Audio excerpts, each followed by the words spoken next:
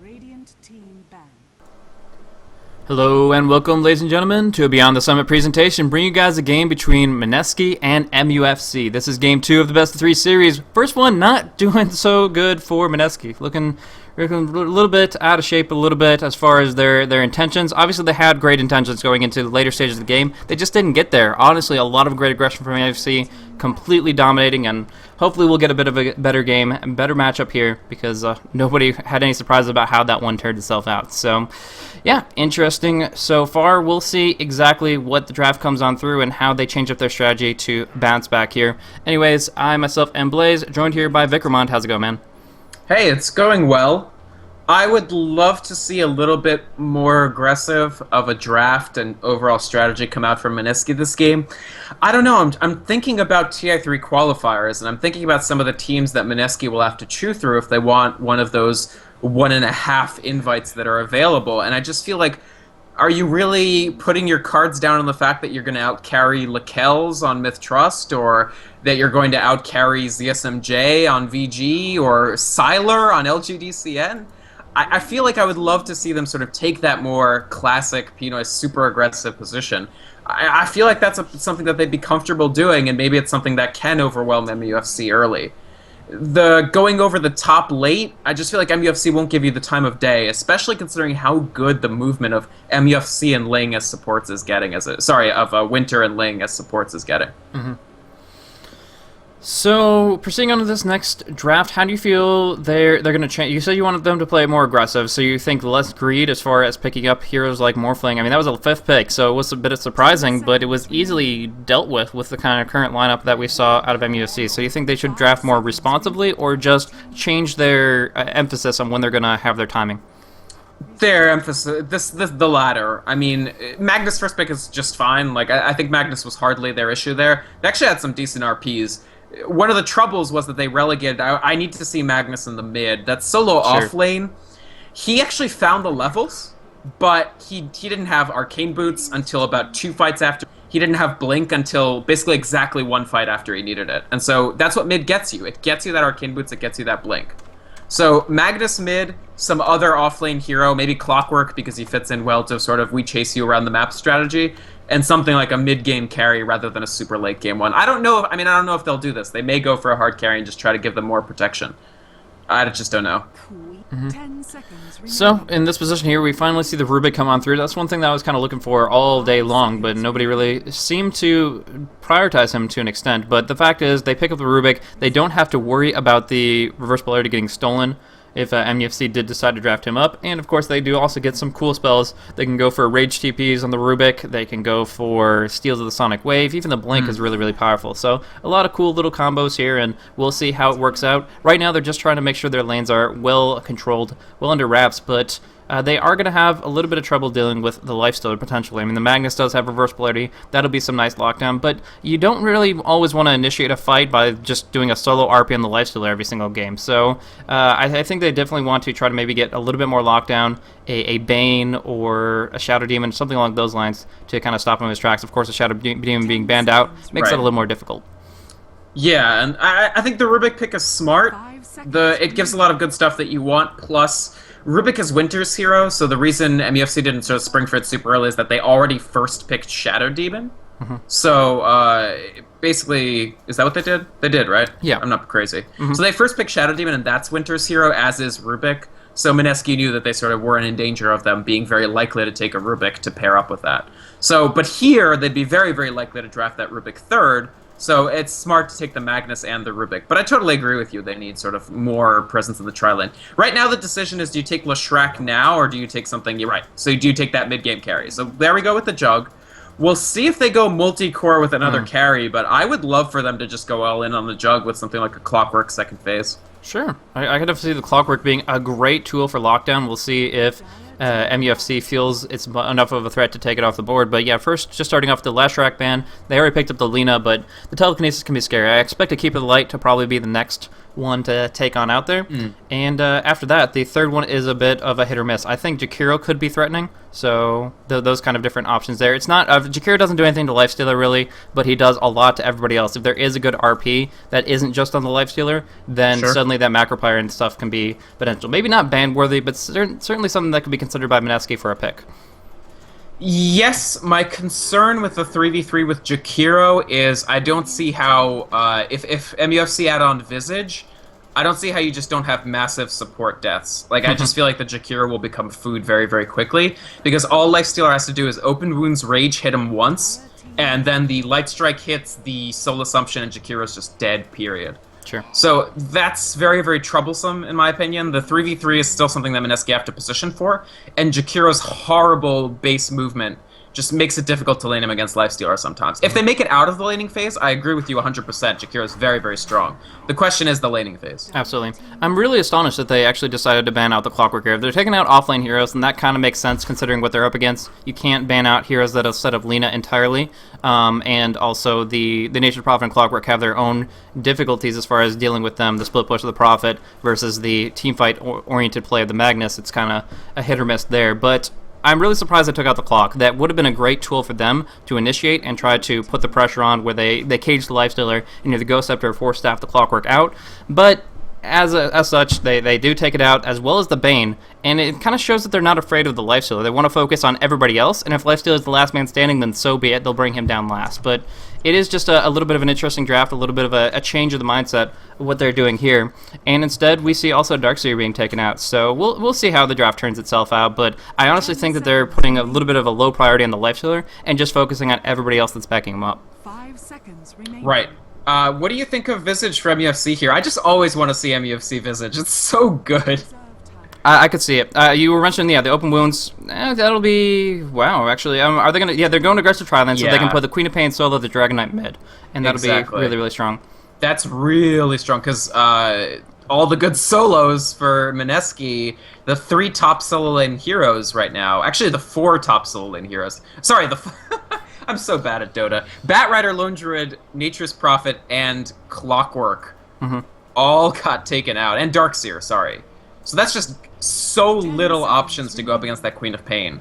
Just really, really rough. They can put sort of traditional mid heroes against her, like Puck or something, but it's just kind of not fitting into their plan that well right now. And MUFC, again, they're exactly where they were the last time. They have damage, they're super tanky, they have multiple lanes that can get farmed. The one thing is that this is an incredibly greedy lineup from them, though. Like, they're going to want all 3 lanes to be successful. The thing is, I suspect all 3 lanes will be successful, and that's trouble for Mineski. This is such a hard draft decision here for Mineski. Like, if I was up against this, I just wouldn't know exactly what to do. There's different options. There's different ways to make it work. I mean, there still are going to be offlane heroes on the board, for example. You could put the Windrunner or something. I don't know. But in this position here, it's just everything has its weakness, and it seems very, very difficult to draft up a lineup that could possibly win 2 out of 3 lanes. I mean, even with a Juggernaut, he has a lot of strength. He'll work well with the Sand King here, but even then, if they pick up the Visage, I'm not so confident about that versus Lifestealer Lina and the Visage there. So, a lot of potency, and that's not necessarily the guaranteed pick for MUFC, but it certainly is one that would work with their lineup very effectively. Yeah, I mean, honestly, they still have a ton of options. Okay, it's Winter's Sven, and this is fantastic, too, because it gives them really strong stun potential. Again, if they do run the 3 versus 3, they can't really rely on being able to hit the Juggernaut with it, because Stormbolt has a travel time, and Juggernaut can Blade Fury as it's in flight. That said, the amount of oppression they can bring to bear on someone like Sand King, who, starts out being very, very killable, especially because he doesn't even get that Sandstorm until level 2. It's the 3v3 is just very, very rough, and that's considering the fact that they still haven't solved the 1v1 in the bottom. Yeah. To be fair, I don't think go for Puck. They do go for Puck. That's going to help out nicely for Magnus' setup, and if they can get the Magnus to work, they can certainly get the Sand King to work with Epis once he actually has that potential there. But yeah, in the laning phase, it's going to be rough. Rubik, low base armor, easy right clicks for both Sven and Lifestealer, and honestly, Sand King with his Sandstorm, that's completely irrelevant. It's this lane. You can't Sandstorm the Stormbolt. You can get Light Strike right immediately. Like, honestly, it's not even half an escape right here. You are still, even in Sandstorm, even Sandstorm then moving immediately, you're still probably going to get dropped down. There's not too much you can do in that situation. So it's going to be a lot of pressure. We'll see how the lanes work out, but most definitely we're going to be looking at Winter going up top on the Sven. and we'll be seeing the Lifestealer going along with the Lina up there as well. Let me say something crazy, and you can tell me that it's completely wrong. Is this the game where Mineski should maybe go 2-1-2? Put the Sand King with the Puck or something, and just have Puck sort of be under level and get the Sand King some levels? I always worry about finding levels for Sand King, and I just feel like this 3v3 is so unfavored for them. But I don't even know. I mean, I honestly don't think the answer to weak lanes is to make one of your lanes weaker and one of your lanes kind of half irrelevant. Like, if you go Puck and Sand King, there's nothing to be afraid of about that situation. And if you're going up against like the Queen of Pain, like what do you don't kill her, you just kind of annoy her a little bit. And the Dragonite, yeah, he's going to be on the mid lane. He can just sit up on the high ground here and still be very close to creep wave because of how close the towers are at hand. So really, Sand King can roam, and I'm cool with that. But as far as going into a second lane with the intention of dual laning, I just think that there's really not anything to obtain from that. Yeah, okay. Actually, I think you're right, because Yanni is the most survivable in this 3 vs 3 lane. So most likely, if they try to secure the lane and get Sand King to about level 3, they can then have Oa and Geo just rotate and try to get some pickoffs in terms of roam. Because the nice thing about Sand King is, as utterly horrible as his stun range is, and it is truly terrible, Rubik is a great setup for it, because not only does he stun the target in place, he actually moves them towards you. So he gives the Sand King Burrow Strike a really great deal of extra effective range. So that will make them dangerous roamers in some respect. Maybe they can do something like pick off TFG. I don't know, we'll have to see. Do we want to introduce the teams? I guess they're about to fight, so... Yeah, it'll be a little difficult between the two. I guess it's going to be a level 1 skirmish. Right now, Open Wounds could start things off pretty hardcore. Stormbolt trying to get in range. Will be able to connect onto Puck here. Doesn't have phase shift. Going for the orb. Taking a lot of damage here. Will be able to orb off the cliff and actually get on out of here. But the spin is in works. Doing a lot of damage. Dragonite right-clicking down. There's the Dragon Tail followed up. Magnus might be the first blood, but he has that skewer. Gonna hit on everybody here. FZ is gonna drop down. Lifesteal picking that up. Or actually picked up the kill on towards the Puck. Now we're looking at a lot of damage. There's Burrow Strike coming on in to bring down the Queen of Pain. Nice Light Strike array. Will she get out as a result? Oh my goodness. The salve popped off. She's going right back on into it and pops off the slow. The right clicks are there to finish off this Sand King here. And the deny is not successful by that of the Rubik. Trying so hard, but just not going to work out for them. They lose big here. 3 for 1 in favor of MUFC. We knew that they were going to have a good time on the lanes, and it seems like even 5-man Dota is not going to work out for Mineski here. So MUFC found the first blood and 2 extra kills. Because they killed the Puck was the first to die. Yeah. So who's on Puck? Jay died first, and then they picked up more kills. The Light Strike, I mean, my God, that Light Strike was really, really good. Both of them were great.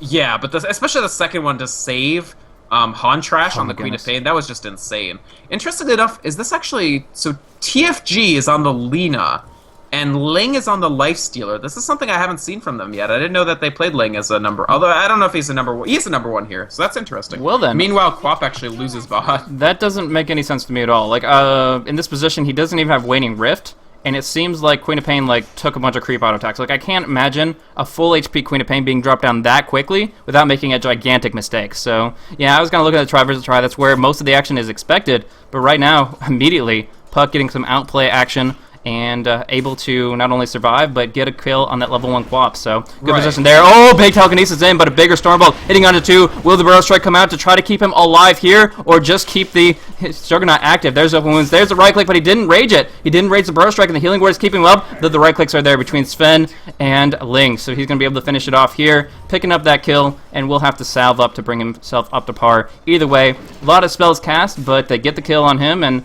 commit a lot of mana from the other two. Juggernaut has 1 spin, Rubik has 1 telekinesis, and then they're dry.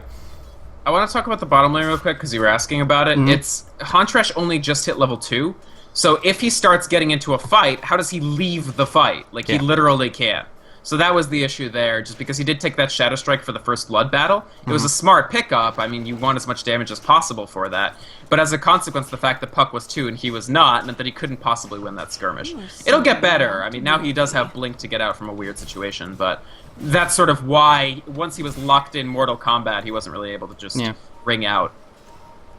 I think there might have been a timing thing, too, because I did see that the Puck had Shadow Strike on him, so he did take the Shadow Strike in the end, but I think that over and over, Hantrash player was trying to bait out the phase shift so he could actually land the Shadow Strike, so he could disengage. Now, he does blink away from this tough position, but the big thing is hesitation. If he was trying to repeatedly fake the Shadow Strike, he's wasting a lot of time there where Puck just gets free right-clicks on in. And so, yeah, he tries to use the slow to disengage, wastes a lot of time with it, and with good orb jump movement, yeah, he was in position to take that kill. Now we do see Winter in a really, really rough spot. Burrow Strike is not going to get in range, though, waiting for that telekinesis that just couldn't come. So he is going to be able to get out there, just picking up some boots of speed, and that's going to allow him to stay on target a little bit more.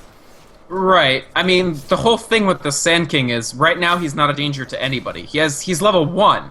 This is still a level 1 Sand King. Oh, ouch. I'm not sure about this. Light Strike Array and the Stormbolt comes on through, but Juggernaut's still sitting at about 1/3 HP. Gonna heal a ward up or just salve on through. Either way, they can't bring him down, but they certainly can commit the mana. Do they have any Arcanes anytime soon, though, is the question. It looks like not. So they're just kind of throwing out clarities here and there. A lot of mana spent, but of course, putting the Juggernaut on the defense is great. Telekinesis, Burrow Strike will land Alina. This should be a kill for them. Yeah, Magic Stick not going to do enough here. Lifesteal is still in the front lines. Open wounds up on Rubik. They are going to get the Stormbolt in just a moment, but the clarity not taking away fast enough, and they just barely get it now. They throw it out. They get the kill. Will they be able to make anything more happen? It looks like they're just falling back from here. He can tango up, and we can see Ling in a pretty good position, but still, back and forth up on this top lane.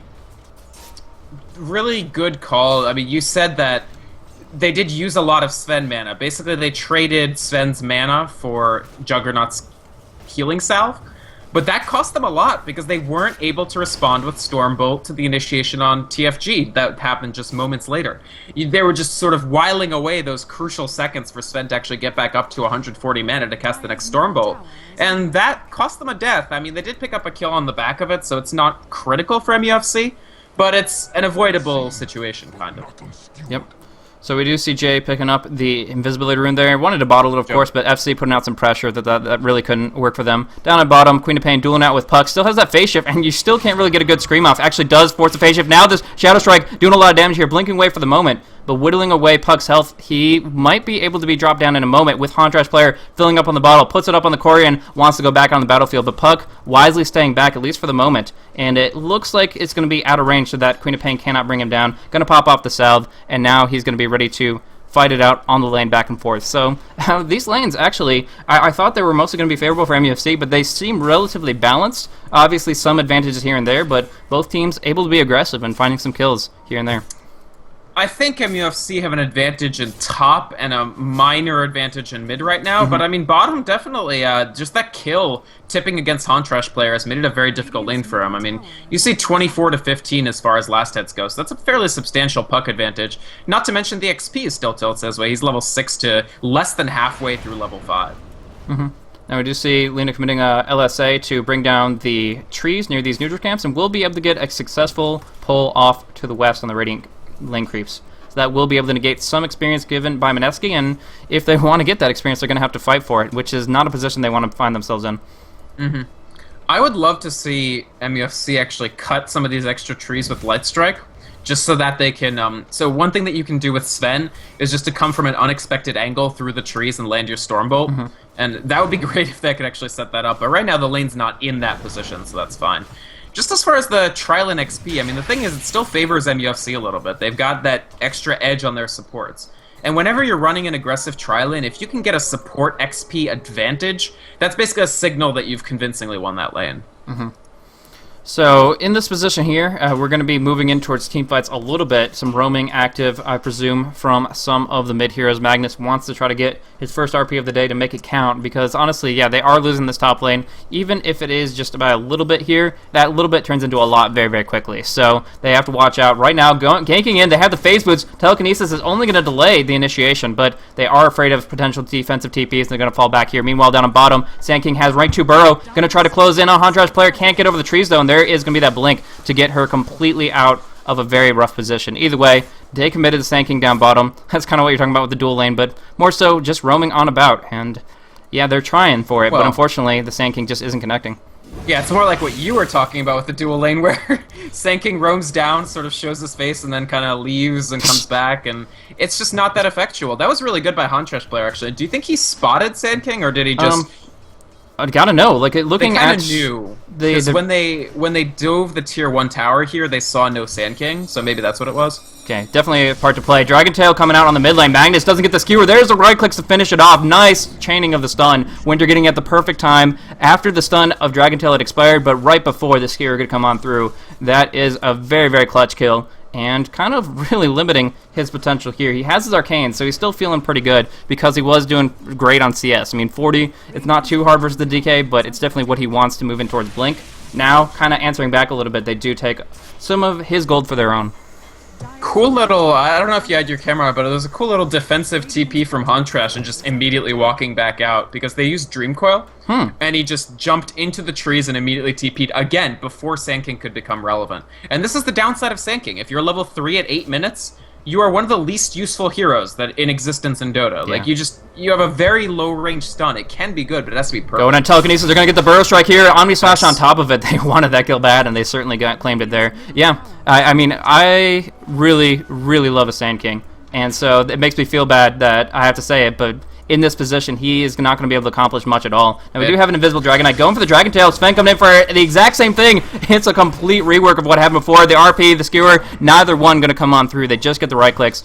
And really, really good movement there. Cost them a ton of mana, but they don't care. They have Clarities popping off. Maybe Winter will even go for Arcane Boots. Either way, they're in a position where they can just keep this aggression rolling. This is, I mean, the vague trade that you had there does slightly favor Mineski because they were able to bring down Ling, so they're #1 in exchange for a #2. And the fact is, Joven is already, I mean, he has Magic Wand and Boots, which is okay for this timing. He hasn't, of course, started Blink yet, but he will hit it earlier than whoever was playing mid last time hit it. Sorry, whoever was playing with Magnus, so Jay. So they're in okay shape as far as that goes. Also, the Lifestealer kill did bring Sand King to halfway through level 5. So that'll give him that rank 3 Burrow, which it becomes actually a good spell, and that'll be useful as well. So, kind of back and forth, at least for right now. The Sand King is moving in towards level 5. If he could possibly get a neutral pull, he would be in a pretty good situation. Problem is, it's been blocked up consistently for the past several minutes. So, it's very, very limiting. He has to leech from the Juggernaut. Not a preference, but now that he has his Omni Slash, it's not the end of the world. He can still go in and get a lot of benefits as long as he feels he can survive. And mid lane, again, going on for the puck. Really, really great timing there. Pops off the ultimate to start off with the ranged Dragon Tail. And then, of course, using the Sven Stun to follow up. These two are just a killing spree combo. The trade-off, of course, that Huntrash dies again. So this Queen of Pain, they used RP. They brought Joven down to the bottom. And that's a good usage of that RP, because, like I said, it's a greedy lineup. Oh, TP back. FCFC coming in. Puck going in. Dream Coil will connect on FC. He is completely dead. There's nothing he can do here. Good movement. Really, really good timing for the Puck to jump on into that. Almost ideal. If he had gotten the denied too, that would just be insane. But as it is, it's just really good. Anyway, for Winter. Yeah, I think he might be dropped down here. He does get a nice stun off on Sand King, just trying to bring him down quickly. But there's going to be the Shockwave, the burst damage. Here comes the Huntrash player from the back end. Gets the slow on towards Magnus. He will skewer in towards Winter on the run. Just trying to get out of there with the War Cry, but it's not fast enough to dodge out that Shockwave. So he does get dropped. Nice silence coming in for the Puck, but he's not finishing anybody off yet, and it looks like Huntrash player will claim a double. Now, looking down bottom, there is a Rubik just waddling on extremely slowly. 340 MS right now. They could try to close on in. Magnus does get chomped on. Lifestealer able to bring him down, just closing the distance with his phase boots. Nicely done. Tier 1 tower is gone, so they could try to pursue, flanking on in. Lifestealer coming in once more, and they don't have a stun. Will the Light Strike Array connect? It does! And they do bring down Geo as well. That is just an amazing swing for MUFC. Kill after kill after kill going their direction. Yeah, that ended up being a real disaster for Mineski. They got baited by Winter a little bit, and he survived for a decently long time, long enough for Huntrash player to, even after his death, to TP in and reinforce. And that takes Queen of Pain right back into the game. I was about to talk about, you know, they've got a greedy lineup. They basically have 3 cores. They need all 3 cores to do stuff. But that was their 3rd core just coming online with those kills that Huntrash player picked up. I think it was a double for him, right? Yeah. Yeah. So he is going to just bounce back completely. I mean, he's evened up with the Puck. Puck spent buyback, and the Queen of Pain has had a hard lane. But as soon as the Queen of Pain picks up a Magic Wand, she's pretty much essentially even with what the Puck has been able to acquire. So kind of back and forth there. Going for the Dragon Tail, not going to connect, but they might be able to do it. Yeah, he did an orb before that, so there will be the Stormbolt. There will be the kill here. Jumping on in. They go for the RP. They connect onto 2. Light Strike ready to fall, though they cannot actually do it here. Omni Slash doing a lot of damage. Ayani turning around to bring down 1. Looking for more. They're going to have to go for the Dragon Knight here, and he cannot TP away. Too much damage coming out. They even send in a little Breath of Fire, and it's just too hot for him. Either way, they finish it off, and they do turn things around a little bit. Yeah, actually, Geo hit 6 in the middle of that fight, and he immediately stole out the rank 4 Dragon Breath, and that got them the extra damage that they needed to make sure FCFC didn't make it out. Very nice fight for Mineski, actually. Pretty much the complete of what they wanted. kind of slops to MUFC diving that far past the tier 1. Maybe they thought they were a little more ahead than they actually are, but really well played to Mineski, honestly. Good play from Gio there, good play from, God, I keep forgetting everybody's names. Jay as well on the puck so far. They certainly make it difficult, don't they? It's okay. But yeah, so we do see the Blink Dagger timing. It's going to be pretty delayed for Jay. He's about just 1,100 off, somewhere in there. But they do have the smoke, and they might want to try to put some pressure out. The one thing they're lacking right now is mana for the Juggernaut, but he's going to regenerate enough to at least get the spin up. And from there, they just have to connect. Telekinesis and Burrow Strike, or maybe even a Skewer from the right positioning. And here it is, going on in. They get the Burrow right on top of Winter, and they burst him down quickly. Nice Stormbolt, but the spin, right there is going to be enough damage to finish it off. So yeah, it was a good attempt, but not effective enough as he roams around where he thought was perfectly safe area. I mean, you look at these Observer Wards and you're like, yeah, he's perfectly fine. There's nothing could possibly come out, and then suddenly there's a Sand King right up there. But yeah, well played by Mineski. It's a shame that they didn't get the max rank Stormbolt. Rubik did actually steal the Warcry immediately afterwards. Warcry's okay, but it's only level 1. It's better than okay, actually. Warcry's a really strong ability, but it's no extra huge stun. Definitely would have preferred the Dragon's Breath or that Stormbolt, so either way, in this situation, comes out here. lower. But Tower, will the deny come out, gets the last right click, gets the attack speed from Rage just to bring it down quickly. Unfortunately, losing Lean on the process. Will he TP out? Here comes Rubik trying to close the distance here. He'll be pretty quick on his feet with Warcry coming in to try to close the distance, but the Drum Charge, the Phase Boots, they've been popped. There's a Spell Steal on, I believe, Rage, but not really going to see too much come of it as we do see this Infest go on through. So they're just going to let it go to the Creep Wave, let it drop down to 50% HP, and from there they can try to get the kill. Interesting that he decided to Infest and not Rage TP. Do you think they're going to try to... Okay, he's okay, because they rotated away. You can't spend hours sitting on that creep waiting for it to die, especially as it ventures over the river. Yeah. So I think Ling is probably fine to get out here. Actually, kind of going a little bit aggressive. They're going to try to go. There is the orb to the southwest. Perfect timing for them. As soon as they saw that orb, they're like, oh, he's going the wrong way. You came the wrong part of town. Right clicks cool. Should come from Lifesteal to finish off. There's the Queen of Pain Scream to connect. We do see that there is going to be the follow-up. Jay trying to bring him down quickly, but he doesn't have that Skewer cooldown. Okay, it is Joven. Okay. I'm so sorry. It's a disaster. Anyways, there's going to be a Polarity. Not enough to finish off the Lina, and they do actually get the burst damage to finish it off there. So really, really good movement, and yeah, they do pick off that Magnus as well. Reverse Polarity on cooldown. That is 110 seconds on cooldown for his ultimate there, and they are just falling behind. I mean, the Shadow Blade will be up in about 1,000 for the Dragonite, whereas, actually no, comparatively speaking, looking at these two, Dragonite and Juggernaut, we're actually seeing Jug not doing too shabby. Yeah, I honestly think Yanni is doing substantially better at this game than the last game. I mean, look at him, he's 5-0-2. He didn't die at all in that trial. That's what I said. In that 3 vs 3, the Jug is pretty safe. The problem is the supports. So you did see some rotating and roaming from the supports. They've died a bunch, and they have a level disadvantage as a result. But the team fight wins that Mineski got actually caught up the Sand King and the Rubik. Trouble for the Sand King here, though. He's dead almost. Pretty easy kill. Shadow Blade goes on in. He gets a stun out there, and they finish it off. Queen of Pain being quite a pain with a little bit of a kill secure coming in from Contrast player, but either way, you know, you gotta get that dollar and move in towards a quick Orchid. It is a steamroll item, so the faster the better. But what a Contrast move there. I wanted to quickly talk about TFG because I don't know if this is a permanent move. So, like, I think they're just rotating their positions a lot, but he's done extremely well as Lina this game and extremely well as Darkseer last game.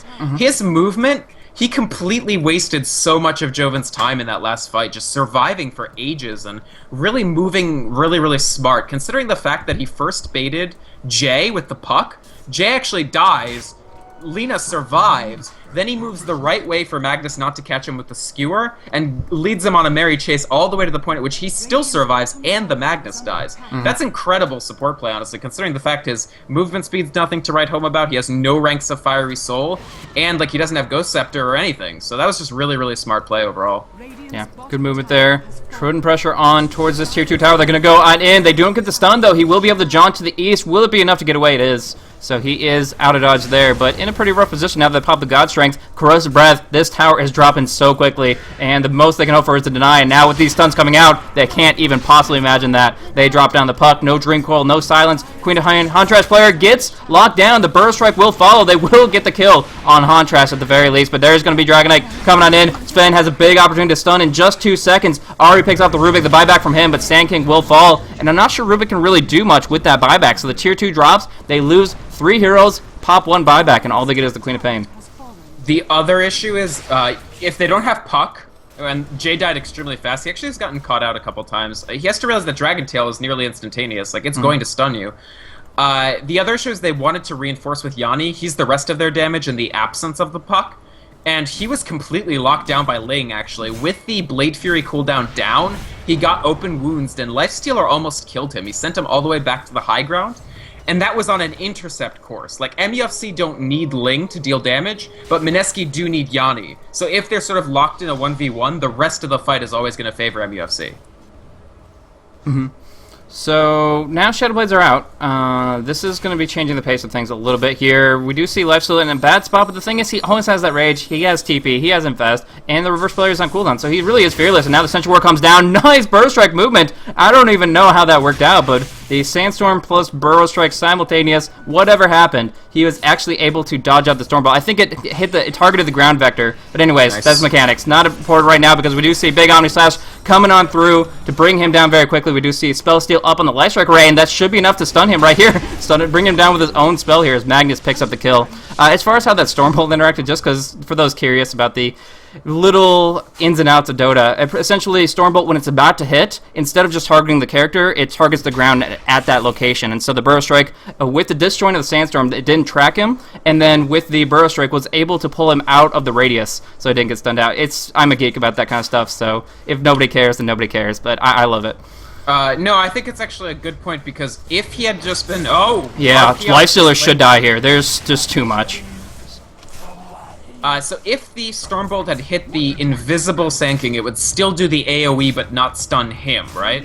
Exactly. So the fact that he used both caused it to completely whiff, and it's very rare that a Stormbolt completely whiffs. So that was actually incredibly sick play from Oa there. That's the Sand King play that I'm sure you love to see because you're a big old Sand King softie. You know it. But he has his moments. You just have to find the right timing for it. But we'll see if they do get that timing. The Epicenter was used there. I didn't think it came to much, but either way, they are swinging back pretty hard. Mineski were kind of climbing a mountain here, going up against almost 12,000 gold as far as net worth, and a very, very substantial experience disadvantage as well, about 10k. So they were very far behind, but they are bouncing back a little bit here. I honestly think MUFC feels a lot less comfortable about things like taking Roshan or controlling the map across, because Mineski's got some great wards up and have been moving extremely well as far as their skirmishes. So it's been changing things up very, very effectively. Yeah, I completely agree with you, and good Sentry Ward placement too. They did put 2 Sentry Wards down here when I'm sure they only meant to do 1. It was 2 different players putting down 2 at the same time. They're gonna catch FCFC. Nice skewer fishing. Always good to see. Like, that was just perfect, basically. Like, Joven jumped to the exact right spot, skewered FCFC back, and that's it, no Dragon Knight. So honestly, I feel that the gold disadvantage is a little bit misleading because strategically Mineski are in pretty good shape right now. They've got the damage, they've got the stuns, and Epicenter is always sort of an ever-present force now, especially once he hits 11. Yeah, exactly. That's going to be very, very scary for them.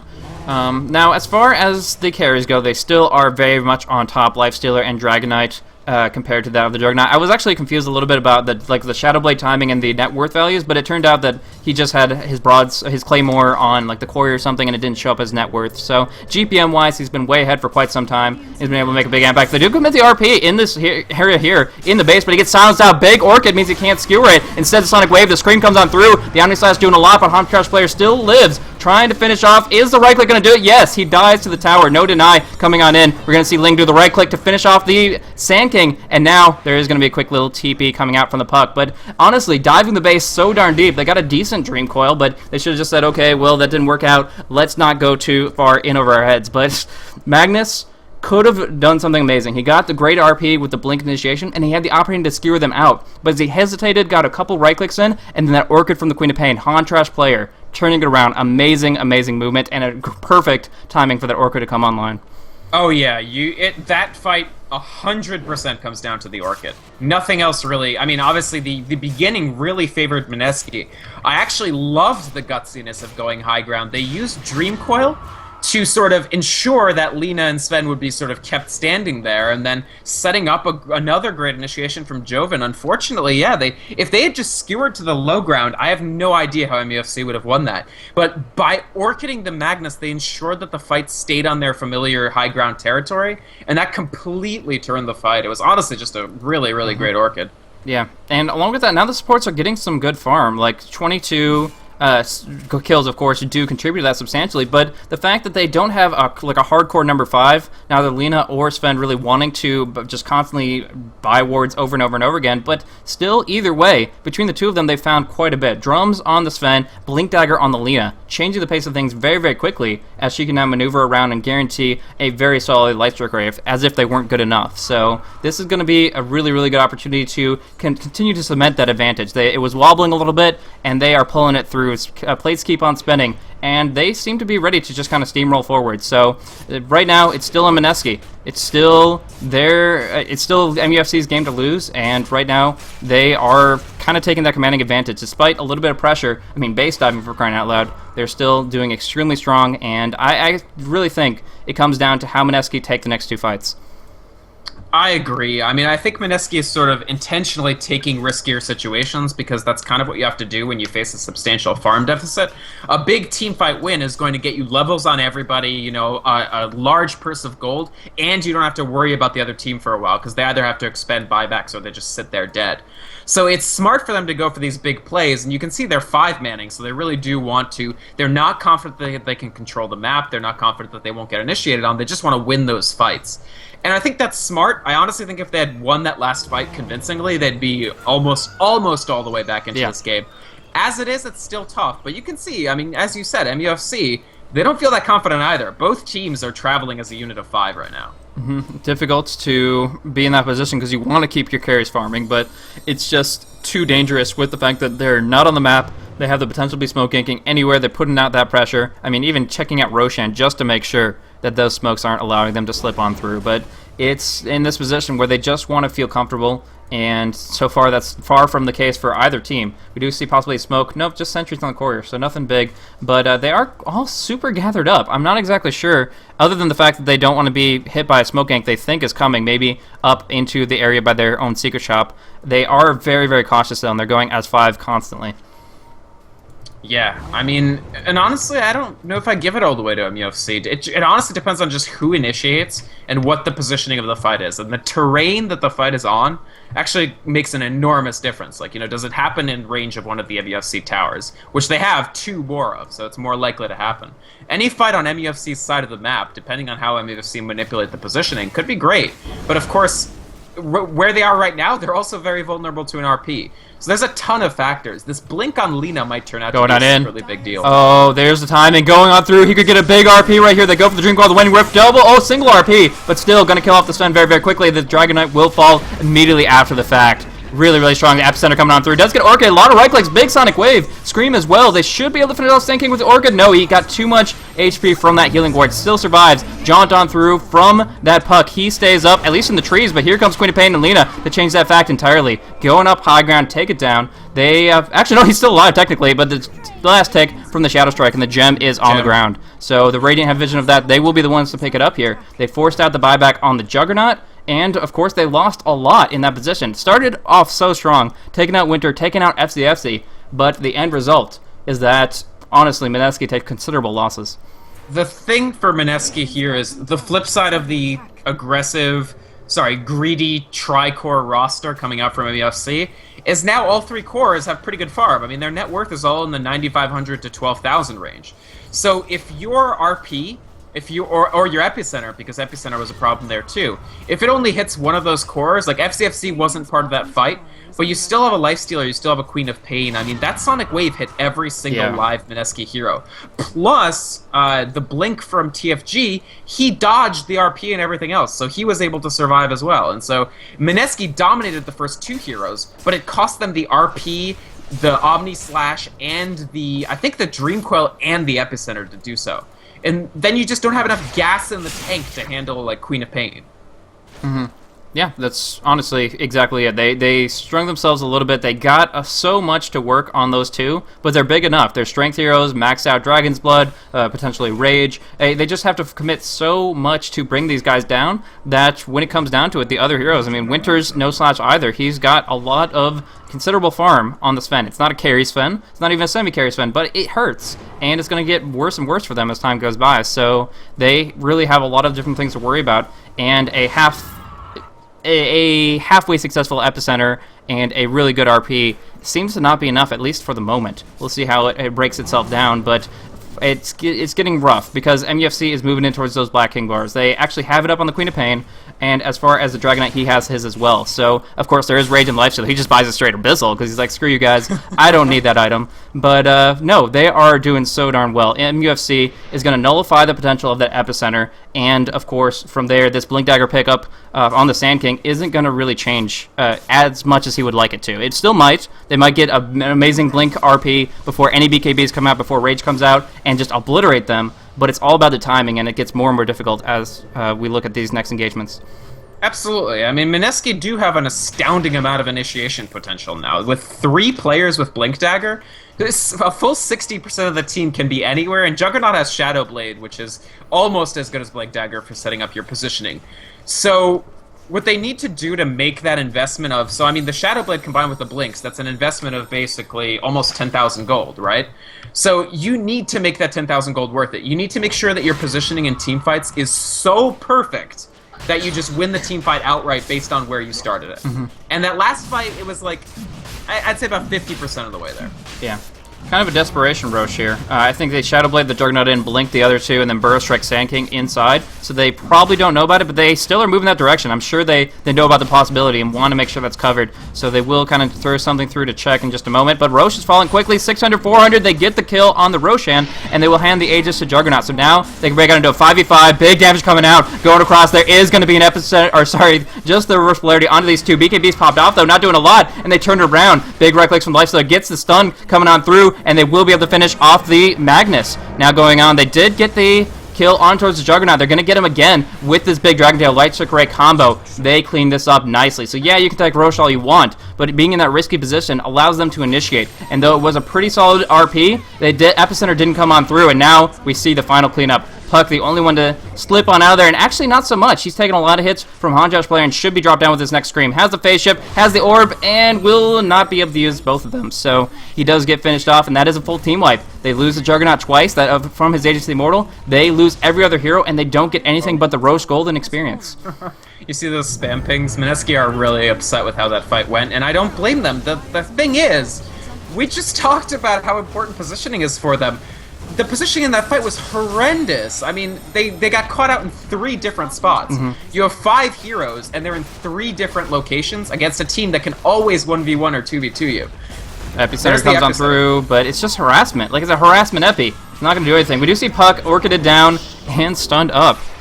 Goodness, they are in just a really, really difficult position. We do see an attempt for the Blink Skewer. FZ will be pulled back up with telekinesis, but he has the BKB, he has a Shadow Blade, and as much as they throw at him now, it might not be enough. Pops off the BKB. Doesn't have any lifesteal, so just has to go on the run, but he gets that Warcry to lend him a little bit of a quick, speedy recovery back to Sanctuary there. I mean, that fight was basically impossible to cover accurately, just because it was honestly 3 different screens of Dota. Like, up on this high ground, you have Queen of Pain dueling, I think, Puck. Then over here, you have Sand King and Magnus fighting against Lifestealer, which is the 2 people you'd least want fighting the Lifestealer. And then over here, west of the Roche Pit, you have Yanni and Geo fighting the rest of MUFC. Every single one of those is an unfavorable position for Mineski. Like, it's not the recombination of, oh no, goodness. Yanni's dead again. Abyssal's coming into play now. Yep. MUFC just have so much lockdown and so much ability to duel, whereas all Mineski have is the 5v5 VRP you and just win. And in that post-Roshan fight, I don't know if it was communication or what, but just the coordination from the 5 players was insufficient to actually get them the win they needed. And that puts MUFC really ahead, let's put it that way. Yeah, 100% there. The one thing that they had going for them in that engagement was, okay, reverse polarity connecting, big damage coming out through, they're all silenced, but there is going to be a nice stun from Winter, stunning them up, the Burrow Strike comes on through, Sonic Wave going the other direction, being able to bring down the Rubik and 2 others. Lifesteal is still active, going to finish off the puck in just a moment. He doesn't have that blink. There's no hope for him here, and he does fall as well. So Tier 2 will drop. Lina fishing for a little more opportunities here, not going to find it, but still, they are so confident in this engagement. That was probably the best initiation Mineski could hope for, and it's just insufficient. Credit where credit is due. That was a fantastic play from them, honestly. It was really, really good ultimate coordination. The problem is, they needed that 3 minutes ago. And after that fight, they were just so disadvantaged just on pure levels. Like, look at the levels. 21 Lifestealer, 20 Queen of Pain. That Roche fight tipped them into the position where their ultimates wouldn't be enough to win a fight. Yeah. So it didn't matter how good the fight was, and it was good. They still lost it. Yeah. I mean, think about it this way. Yes, he has a point in null field, but otherwise, yeah, Rubik has 1,000 HP, and Lina does 1250 magic damage with Luna. That's just the level advantage you're looking at here. Is a level 11 Rubik versus level 16 Lina. He won't be insta yet, but darn close to it. He'll be sitting at very low HP, and it's a couple right clicks before he's dropped down. So they have such a disadvantage going right into it, and I don't know if they can come back from it. They certainly will try, but right now, MUFC looks as convincing as they did last game as far as taking this win. MUFC, I mean, they really were able to pull it together, get all the sort of farm they wanted. Interesting, are they going multiple Bloodstones? Because Queen of Pain has Point Booster and Perseverance. It might just be a casual Perseverance, but I don't know. And we have Perseverance up on Lina as well. Could work. I mean, obviously, healing up the carries over and over. If they die, there's a gigantic heal, and of course, it also makes the death less painful. Obviously, they can kind of just throw their cash in whatever the heck they feel like right now. Yes. But certainly getting some durability on those kinds of heroes and some mana regens doesn't hurt whatsoever, so kind of cool move. Also, Point Booster on Juggernaut, and this is probably the Aghanim Scepter. I don't know how much I like the Ags here. Maybe I'm wrong, but pretty much everyone is building Ags on Jug right now, and I think it's a good choice a lot of the time. Yeah. But in this situation, he has the Empower. Like, he's doing pretty decent melee damage, and it's cleaving, so I don't know. You still get the right clicks in between these slashes, so I mean, it's not like that buff goes to waste. It's just you could be going for more just standard base damage. You get more agility, and power does more, fact of the matter. So there are other options, but I understand his position. I mean, that Abyssal's up. You only can really rely on your Omni Slash to be your damage. That's a great point. And he's just kind of backed into a corner, and as a result, is just trying to go with what he can. Yeah, that's absolutely a fantastic point. When he gets Abyssaled, or rather, he'd rather spend as much time as possible not in danger of getting Abyssaled. The issue for them right here is, for Mineski, is now they're just getting pinched as far as like vision and map. This is funny. There's an infested Rubik inside the Sand King. Actually, there's like a little bauble of the Rubik staff hiding above that. I don't even know. That is amazing. That's really actually Lina going in, they blink in, they go for the burst. There's that Infest gang coming on through. There is reverse polarity as well. Dropping down, Sven will fall. Hondra's player will be sent out. No, we see him. Rubik dropping down quickly. Dragonite with that blue dragon form, slowing up the Juggernaut, and he won't be able to pursue. But yeah, just good blink out from the Queen of Pain. Had the BKB, but certainly a quick kill on Winter. Unfortunately, he's considered number 4 or 5 right now, so it's not going to be the end of the world, and they do lose a couple in turn. But it was certainly fun to have Rubik do a little bit of a, I don't even want, it's a Nake's Bomb, I don't even know what you call it here. Big Barrel Strike onto 2. Sandstorm will keep them out alive, but not so much with that Laguna Blade. Big damage there. And of course, and now they're going to take the tower, they're going to take the racks, and it's, almost over. They do have the mid down, they're going to lose the top, and they're not even really in a position to hold their bottom. Right. Huntrash's BKB and Blink there actually cut the Aghanims, sorry, not the pre-Aghanims, the ultimate of Juggernaut short. And that just, I mean, once the Queen of Pain survives, it's sort of like, well, again, we used all of our ultimates. We popped everything we had except for Epicenter, and all we got is Sven. Like, it needs to bring down the multiple core heroes to have a chance. Yeah, going on in, Fearless Lifestealer, 4 right clicks is all it takes to bring down the Rubik here, and even might get a chance to go for Puck. He's going to go Blink, Orb, and get Light Striked. So good stun coming out. Good silence attempt, but already casting the spell is a little bit too late. So he does get finished off, and they're just going to go in for the win here. The tower being tanked up by Dragonite, and these last 2 racks should be the conclusion here. It's just, in this game, it's MUFC. Part of what it comes down to is just MUFC using their item pickups really intelligently. Both the Orchid and the Abyssal have been absolutely huge deals in this game. Like, the Abyssal has locked people down so much, whether it be the Puck or the Juggernaut or even the Magnus. And that Orchid, I mean, obviously, that turned MUFC Mineski's big comeback attempt. That high ground could have been the ticket they needed to get back in, and instead one Orchid activation, and they're back on their heels again. Yep, stun comes out. Rubik should fall here. Not even sure if we should call the tower dive because all the racks have fallen and everything but the GG is pretty much online. So yeah, Bloodstone for Lina. Not so much for Queen of Pain, but who really cares? She has an Aghanim Scepter. That's where her point booster went. Either way, there's going to be that burst. Super combo. Sand King dead in a pretty much half a second. There's the Abyssal. The lockdown Juggernaut not even getting to use his Omni there. Big RP in the skewer. Uses Ghost Scepter, surviving, and Lina takes the opportunity to drop some lightning on top of him. Does get to pick up on the Lifestealer, but, when he's running tons of cash, not even relevant. But nice attempt anyways. Mineski played out to the fullest, and in the end, the Ancient does fall. Doesn't go their direction. Where do you think they started going wrong in this position? I don't think the draft was the failure here. I gotta say, the first draft was questionable. The second one was relatively balanced. It was solid. But I liked the puck pick. It started going wrong when they dove for Winter by the top rune spot west of the Dire Tier 1, and it gave a double kill to Hontrash. That's exactly where I would say it went wrong. Up to that point, Queen of Pain is kind of getting worked in the solo versus solo. They're losing the 3 versus 3, but not that dramatically, and they're even in the 1v1 in the mid. So they're doing fine, and Puck is doing, in fact, great. They dive for Sven. Queen of Pain comes back into the game at that point. Up to that point, he's one of the worst farmed core heroes on the map. From that point on, Hontrash starts to move towards dominance. If he doesn't get those kills, he doesn't get a timely Orchid, he's not able to win that team fight later on. And he's not able to go to a 16-3 later. I think just a little bit of execution from Mineski. And it's not just that point. There were other points at which they just missed their execution by a little bit. They impressed me this game, much more than Game 1. I think they have a shot at quals. It's just going to be a matter of getting a little bit better team communication and just executing their strategy. Because MUFC were just better at that today. Really, really strong. So obviously showing why they got that invite there and have so much potential to see them in Tier 3. Of course, they're going to keep on working at it and making sure that they're on top of their game. But right now, showing strong presence going on into the semifinals, which is going to be a little bit in the future. But thank you guys so much for tuning on in. Hopefully you guys enjoyed. Again, this is a Beyond the Summit presentation, and this was Game 2 of the best of 3. So MUFC takes the entire series here, and we will not have any subsequent games. But don't fret, there is over on BTS 1 some We Play action going on between, I believe, Murderlini and Luminous, so you can check that out, and that'd be cool. But well, they're casting, but it's between TL and EG. No, right? They're fighting it out. They're literally just... That's all you're watching is a 1v1 mid that covers up the We Play finals. But no, I've heard there's a Slark, so I'm pretty hyped. Cool. Anyways, hopefully you guys enjoyed. Anyways, as we mentioned before, in Game 1, we do have a couple of different social media sites you can check us out on if you want to stay on top of us as casters and see what we have bring to the table for future events. Either way, I myself am Blaze. I'm over on the extension of Blaze Casting on different things like Twitter, YouTube, and Twitch, but primarily Twitter is where I post most of my stuff.